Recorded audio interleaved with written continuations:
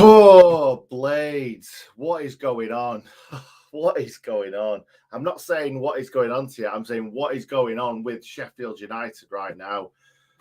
Do you know what? If Hal didn't meet me or come to mind and we went to the match together, that day would have put me in that game would put me in such a bad mood. Now, I had a really good day. Hal came to mine. We went to the game. We did everything that you would do on kind of like a home game. It was really nice. I really, really enjoyed it.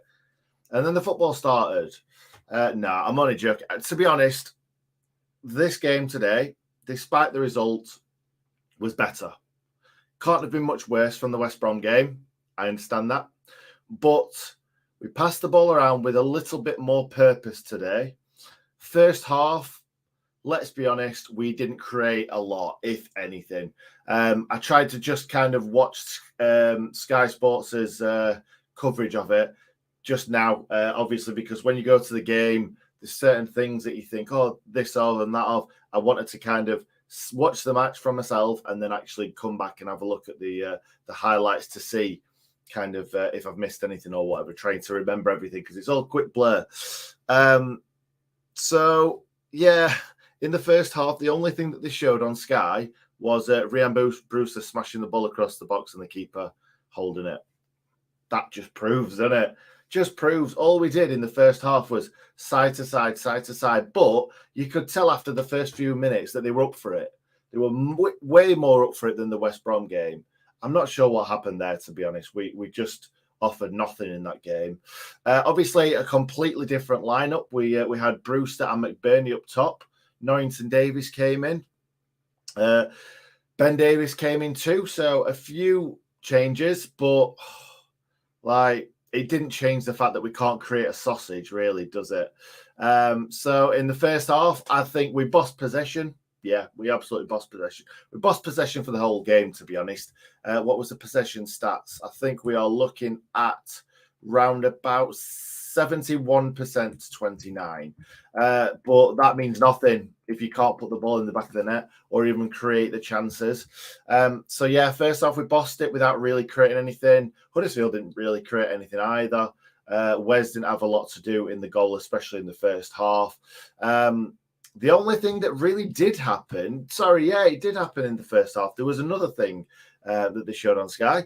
McBurney doing the acrobatics, takes it on his chest, back to goal, overhead kick, just hit the post. The keeper was scrambling. So that was a really, really good effort from McBurney. Excellent, you could say. If that had got nestled in the back of the net, I'm sure that would have taken us on and would have probably gone and won the game comfortably. But that wasn't the case. We went into half-time as obviously bossing the game, but not creating anything like that. The McBurney chance was a little clip into the box that McBurney did really well with. We didn't actually physically get the ball into a great area. It was just class from McBurney that made that happen. There's not going to be a lot more that I'm going to say about McBurney that was good in this game other than the sort of assist for Sharp. McBurney was really poor on the deck. Really poor. And the thing is, Slav, if he's going to play like that fast-paced attacking football, yes, I do agree that Diggsy does slow the play down, but McBurney slows it down even more. He's not the player that he was for Swansea. It's evident. He really isn't. And him and Brewster up front, for me, they might be the future of the club. They've got to be, really, for the amount of money that we paid for them. But they didn't seem like they worked together well. Fair enough. They haven't had a lot of game time together since Brewster's come to the club. Neither of them really did much. I can see why he took Brewster off in front of McBurney because Brewster was trying to make some runs, but either nobody had the confidence to find him. There was one where Sander Berge went right through the middle in the first half, and he should have laid it through to Brewster as he was running in on goal, and it would have been just behind their defender, in between the lines, and that he just carried on running, and then ended up going out wide. Which don't get me wrong, I am not giving it to Sander Berge today. He was the best player on the park. I haven't looked at who won the man of the match, but I'm sure it will have been Sander Berge or obviously Billy Sharp for scoring the goal. Anyway, so let's go into the second half. So we got very, very, very lucky because no one gave the ball away just on the edge of the box. Straight to their player. It was a poor pass. And then Norrington Davis came across. To be fair, Ben Davis, I think it was, did really well to kind of shepherd him wider and wider and wider to the point where it looked like it would have to be a worldy strike or right into the corner with pace to beat Wes from there. And then Norrington Davis just flew across and just took him out. Now, I think this is 50-50. Some people are saying it's not a penalty because kind of he did. I can't even try and justify it because I think it was a penalty. I'm trying to justify it not being a penalty when I thought it was a penalty. He came across, completely didn't take the ball and just took the man. And I don't understand. If anyone wants to let me know in the comments right now why that wasn't a penalty, I'd love to know because I thought it was. I thought it was a stonewall penalty, not like the amount of times that McBurney flung himself to the ground today. Embarrassing. So other than that, Billy Sharp hit a volley that kind of landed perfectly to him and he hit it too well, if anything.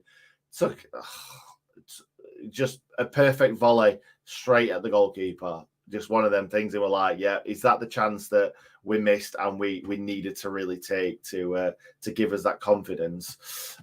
So, yeah, their goal, Bash and George got completely caught out. George was playing as a right striker for a lot of the game, or a right forward, should I say, because he was getting overlapping Sander constantly. So Sander Berge was looking like he was playing like a right midfield role, and George was playing, like I said, like a right wing, like right forward role constantly. And obviously George got caught a bit too high up the field, lost the ball. Huddersfield on the break. I was shouting, he's on his own, he's on his own, he's on his own. Basham didn't realise where he was, I don't think. George should have been bellowing to him to say, come and pick him up, because I think we had 3 defenders on the left-hand side of the pitch where they were attacking. And then I think it was the number 10 just stood all on his own, just waiting for the ball. It was a perfect pass into him. It wasn't a great initial shot. George and Bash both coming across, trying to get a block in there. But, well, Bash flung himself across. Obviously, Wes made a great save with his left foot. But it's just one of them things. It just landed straight back to him. Like, you can't. You must struggle as a goalkeeper when the ball's coming to your feet to kind of get rid of it and get rid of it at an angle where it's not going to land straight to the striker. I'm not blaming Wes in the slightest. I thought Wes had a decent game, in all honesty, but we'll get on to that. So it landed straight back to their striker, and he just rolls it in the corner under George. And again, Wes didn't have a chance. So it was one of them where it's like, yeah, that's game over. We've really struggled to score goals this season. We've obviously not scored one. And I was thinking, yeah, there's no way that's gonna. We're not going to get back into this game, even though we created opportunities. We didn't create chances, shall we say? And then Billy arrives and puts it away. When he got into that position, I just knew he was going to score.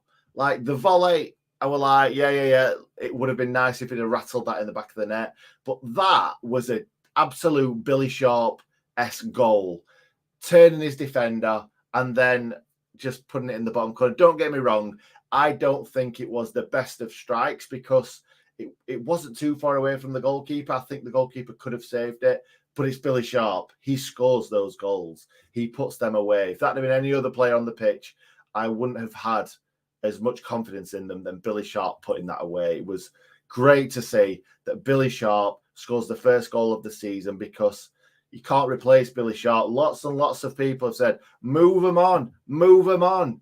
Billy Sharp scores goals, guys. He scores goals. So, yeah, don't even bother try to write Billy Sharp off. Anyway, Billy Sharp got us back in the game, 87th minute, something like that. Let me just check. It was it was in the 90th minute. Of course it was. 90 plus 1 minutes. 5 minutes of injury time. Obviously, it kept going because we scored a goal and then they score a goal. Shocking defending, but maybe not necessarily from the defenders. So as the corner was coming in, I said quite clearly to Hal, it's such a Sheffield United thing if we conceded from this corner right now. Now it wasn't from the corner, but it came from the initial corner. So the ball came in, Sander heads it away. Sander, of all people, the gentle giant himself, who I've never seen win a header in his career, wins a header at the front post, like kind of gets above everyone and flicks it away. And I was like, yes, Sander, I love that. I want to see him doing more of that. And then after that, ball comes out. Egan follows him out. So first of all, I was thinking, where was Egan? Why was he stood in the middle of the box all on his own? Where was Egan? Where was Davis? Where was Bash? Well, Bash was marking the man that was putting the ball in the box. Bash was, he got done. But the reason why Egan wasn't in there was because Egan followed the man out. He was the closest person to the ball, so he followed the man out. I'm fine with that. Yeah, mate, he could have gone back into the box, but nobody else was following him out. So I'm fine with Egan doing that. But we don't have anybody at the club that will sit in that centre-back role when something like that happens, like a Roy Keane would have done for Man United. You see Norwood kind of dropping at right back or left back occasionally when he's kind of dictating play. But Norwood's not one of those players that will sit in at centre-back and try. He's not a centre-back, obviously. Look how big he is. He doesn't want to be playing at centre-back, even just covering Egan for like 20 seconds. Like, he's not going to win a header. So that's why he goes out. Sander Berge is not a defensive-minded player in my eyes. Sander Berge goes out. Sander Berge is actually trying to get out from the corner that he's won. So he's the last man trying to get out. So he's not thinking about the line. He's not thinking about marking players. He's straight out. Ben Davis is on the edge of the box. He goes to win the ball. Looks like he gets fouled to me, but it might not have been the case. Maybe the guy just played him well, just got his body in the right position and swiveled him, got away from Bash, and then played it into the box. Obviously, Egan outside the box, Ben Davis on the floor. Norrington Davis, not sure where he was, but all the midfield had gone out. And that was it. An easy goal. 2 easy goals that were massively avoidable. And you know, I was saying, when it was 0-0, I was saying maybe we should take Ben Davis off because obviously he hasn't played 90 minutes for a while.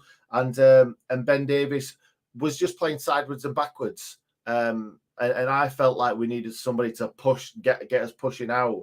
Like Bash was doing on the right, getting down the right and maybe overlapping sometimes, maybe just getting forward. Ben Davis was sitting very much so. And I want to see him kind of do that a little bit more because Ben Davis could easily do that Jack O'Connell role. I know that we don't play the overlapping centre-backs anymore, but at least kind of moving out, taking the ball out and try and find your left wing back, your central midfielder on the left and and people like that. So he didn't do a lot of that today. I want to see more of that from him as he gets fitter and fitter.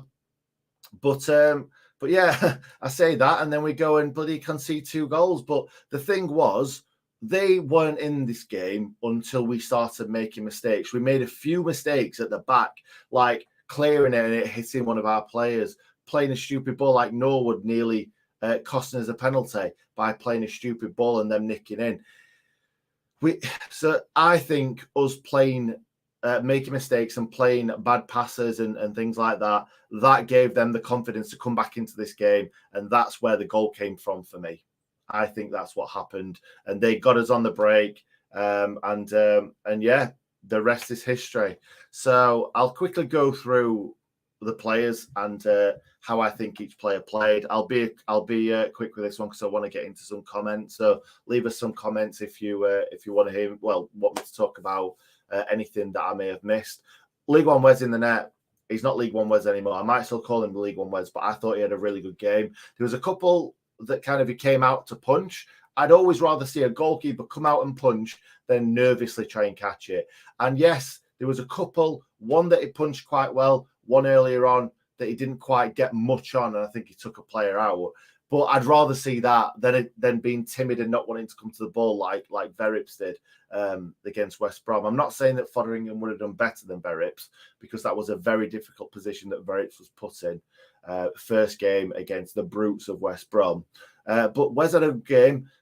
He couldn't do anything about the second goal. The first one, he made a good save with his foot, but it was just unlucky that it went straight back to their player. Ben Davies, I thought he had a steady first game. I'm not blaming him for kind of getting done for that second goal, because you can't even see it on Sky. You can't see it close enough because there's not enough bloody camera angles to see whether he got kind of fouled in the lead up to that second goal. But I thought he had a steady start, to say that he hasn't played football for quite a while. Egan, the only thing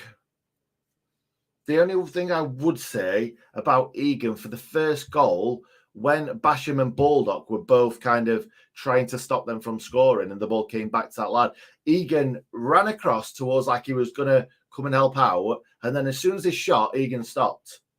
And then when it came back to him, he started running again. If Egan would have just continued to run, tried to get back in there, then that might not have gone in the back of the net. There would have been 3 trying to block against 1 trying to score. So, yeah, I think Egan could have done better coming back from there. I thought Bash was great going forward, constantly trying to create stuff.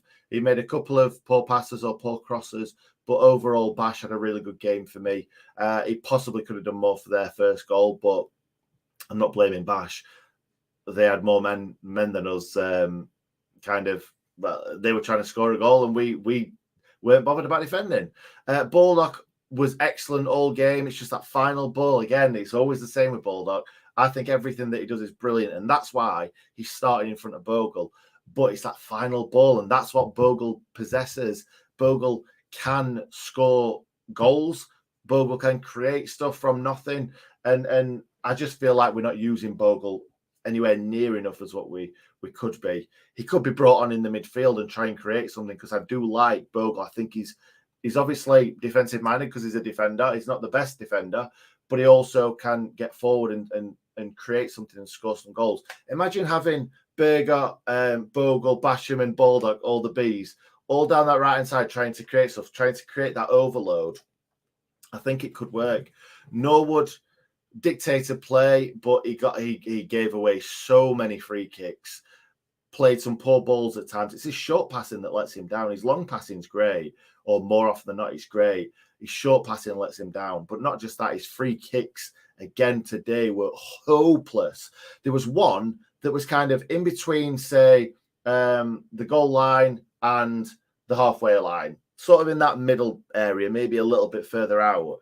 And the referee gave a foul when we still had the ball. And I was like, play on, because that was such a weird place to have a free kick. It's one of them where you can't really put it on someone's head and it's a bit far out and stuff. And I said to Hal straight away, this is going to be either straight into the goalkeeper's hands or it's going to be hit too hard. It's going to roll out for a goal kick. Rolled out for a goal kick, didn't it? Poor free kick. It should have been played short, out wide, get it into the box. But Norwood does it every single week. And he also had a free kick outside the box that hit straight at the goalkeeper. I called him doing that as well. I thought, right, I've seen him do this a few times, try and hit it where the goalkeeper is. Because obviously the goalkeeper's thinking it's going over the wall. And the goalkeeper just called it. He just stood there, thank you very much, didn't even move to that side. So I don't know whether he's just seen tapes on Norwood or he just took a chance or he thought, I can get across there if the ball does go that way. McBurney had, for me, a really poor game other than that great overhead kick. We don't want to see overhead kicks from McBurney. We want him to see him be a target man, hold it up, knock it off. He gets bullied way too easily. He's huge in tall-wise. He's so skinny and he needs to get in that gym. He said something about Van Dijk knocking him about in the Premier League when he first played against Liverpool. He's still getting knocked about in the Championship, and these defenders aren't as good as Virgil van Dijk. So, mate, you need to bulk up and you need to stop getting bullied. You should be the bully. Ryan Brewster, I'm not going to say much about Brewster. He came deep a couple of times to pick it up, but we don't really want to see him doing that. But when you're not getting the service, I suppose you've got to do that. But yeah, didn't really get a chance at all today. Hit that one across the box that the keeper saved quite comfortably. That was it. We both brought on Billy Sharp. Obviously, got himself the goal. He was always busy, always making them runs. I just feel like we need to say, right, Billy Sharp, I know you're still probably our best striker or best hope of a goal, but can you teach these players what you do? Because Billy Sharp, his legs aren't going to be far away from going, but he's still got it up there. He knows exactly what to do. He knows the runs to make. He knows the positions to take up in the box. And he just finds space, like today. And the defender slipped a little bit, but he turned him and then he found the bottom corner.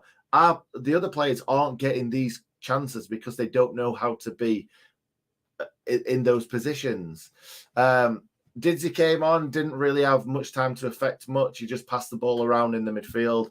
And Ben Osborne, just because Reece Norrington-Davies was tiring a bit, obviously hasn't played too much football. I actually completely missed Reece Norrington-Davies, I think. Reece Norrington-Davies, I thought, was incredible.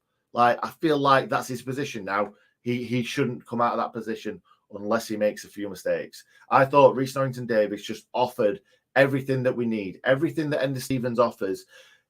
He just needs a bit more confidence and a little bit more fitness, and he'll be there. He will be that Enda Stevens, I'm sure of it. I thought he was great.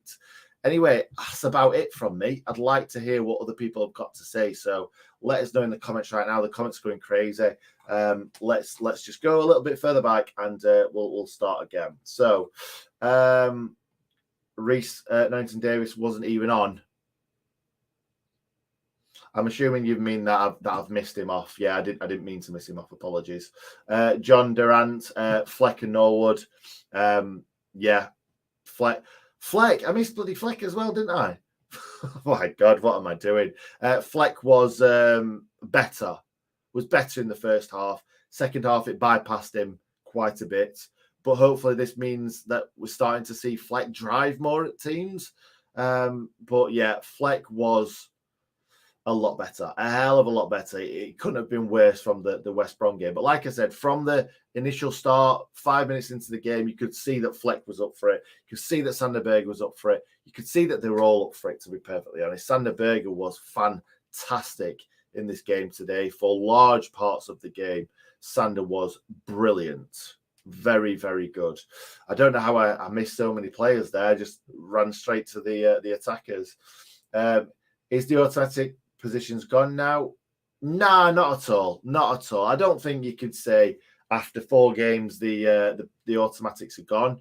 I do think that the thing is, I know a Fulham fan, and he wrote in one of the videos the other day, Slav can get 2 points from like 5, 6, 7 games, and then you can go 5 months unbeaten. That's what he said.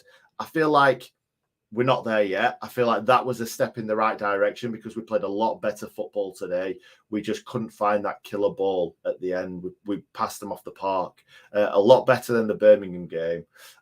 Will we ever get Jack O'Connell back? That will help massively. I don't think so. I either don't think he'll come back, and if he does come back, he's not going to be the same player. He can't be. He's had this injury has taken everything out of him, and yeah, like I say, Jack O'Connell, I think we've seen the best days of him. I hope that's not true, but I hope that eventually we get him back, and even if just to give him a cheer, because Jack O'Connell, for me, is one of my favourite players of all time, one of my favourite defenders of all time. Him, Chris Morgan, Jags, yeah, Jack O'Connell, he was with us, and he did so much for us in that in Chris Wilder's rise.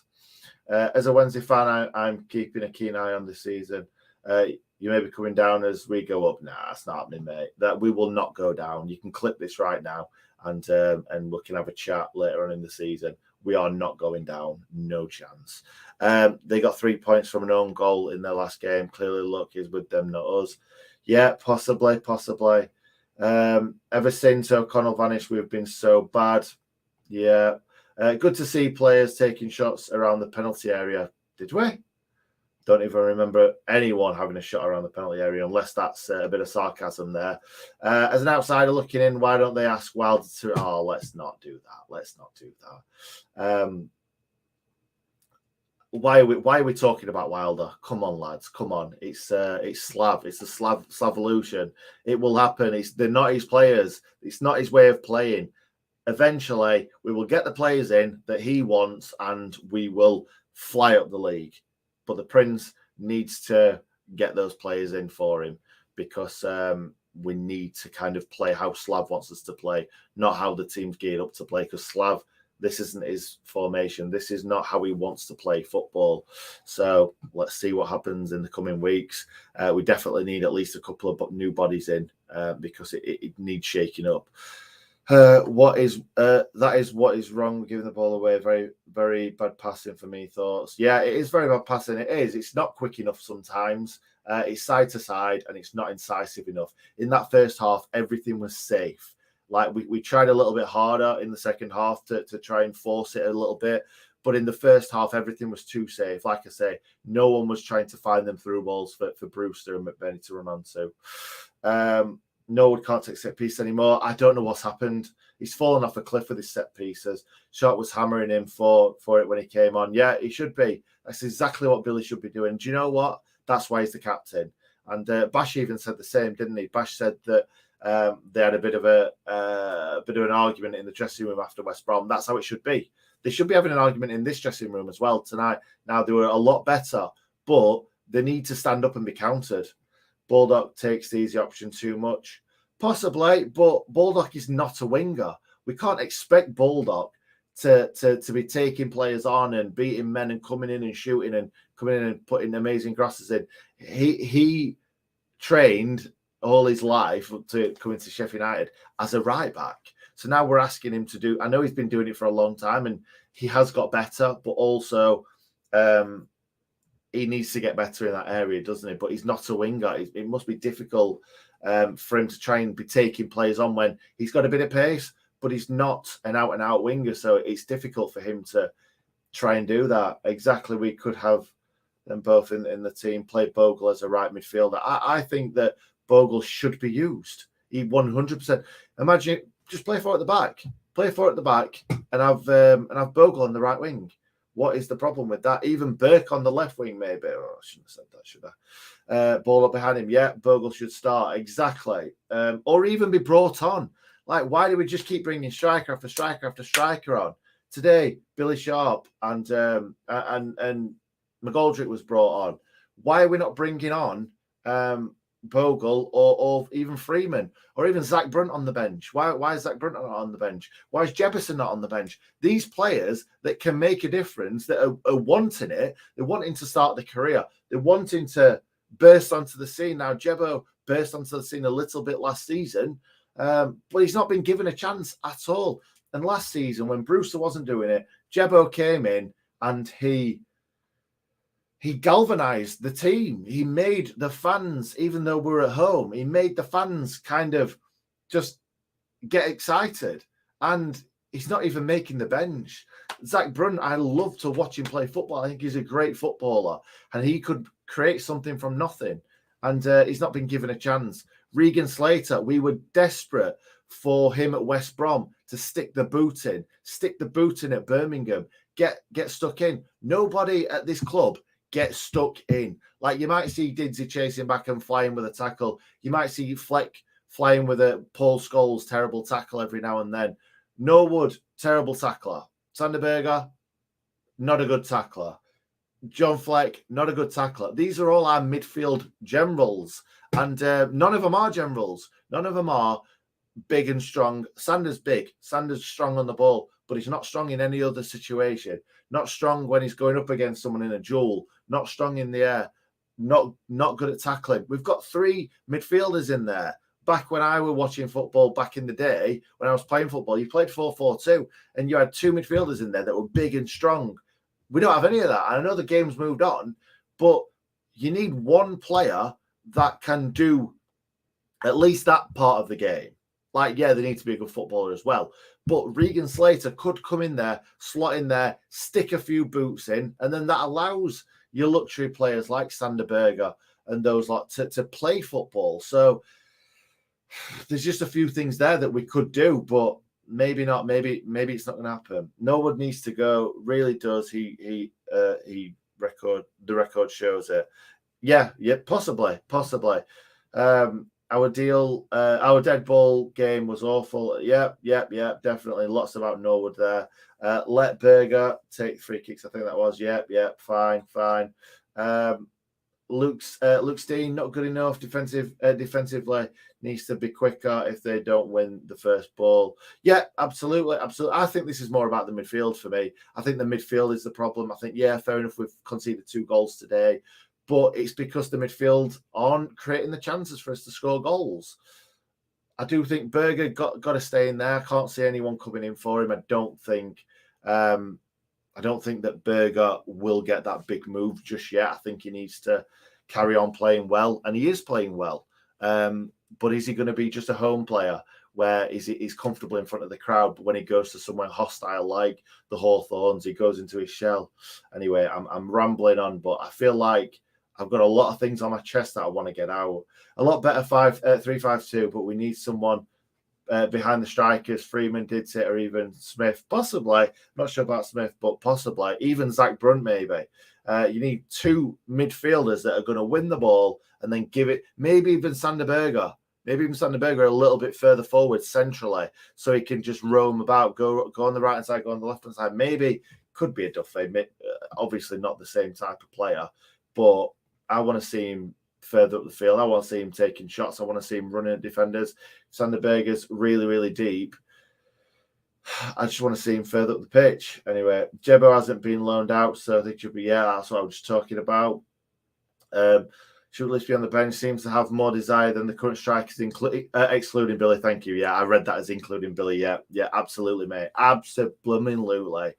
I agree. Jebo needs to be in the side. Plus, it might wake some of the others up. Exactly. That's what he did last season, and that's what he could do again. But we're not utilizing these young players, young great players that we've got. Like, don't get me wrong. I'm not saying throw Lopata in, throw Slater in, throw Brunt in, throw all of them in at the same time. We don't need to do that, but slowly bring him in. Maybe start Jebo up top one game. Maybe put him on the bench the next game. Maybe bring Zach Brunt on with 20 minutes to go to see what he can do. No. Sander looked dead on his feet after 75. Possibly. Yeah. I agree with that. Agree about Slater. Thank you very much. Olsen on loan would be a good goalkeeper.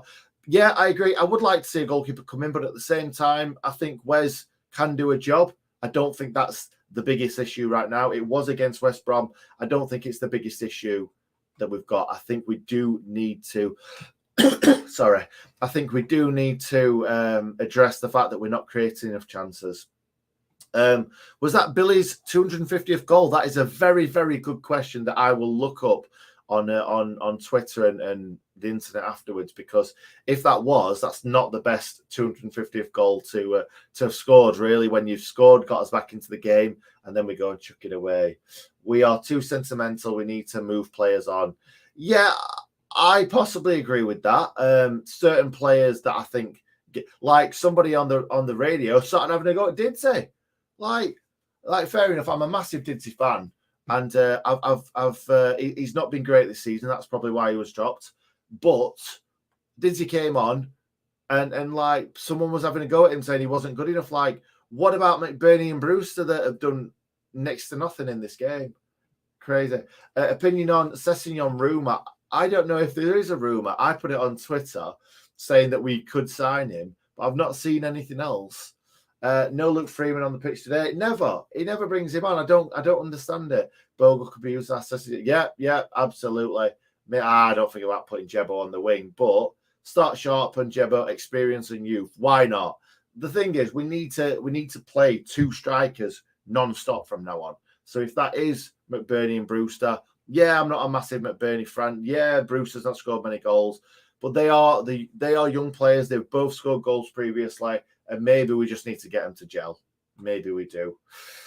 Anyway, cash in on Fleck and Norwood. Let youth prevail. Possibly Fleck like I said, a little bit better today. The Prince should have allowed Slavisa to start from scratch this season. Yes, absolutely. Agree with that. Where's flapped at a lot? I won't say a lot. I think he flapped at one. I think he got a good punch on another. McBurney looked dead on his feet. Yeah, absolutely agree. Dalty, hey, how's it going, mate? Thank you very much for that fiver. Really, really appreciate it, mate. We on sentimental now. We were when we dished them out. Very generous contract. Wowzers, yeah.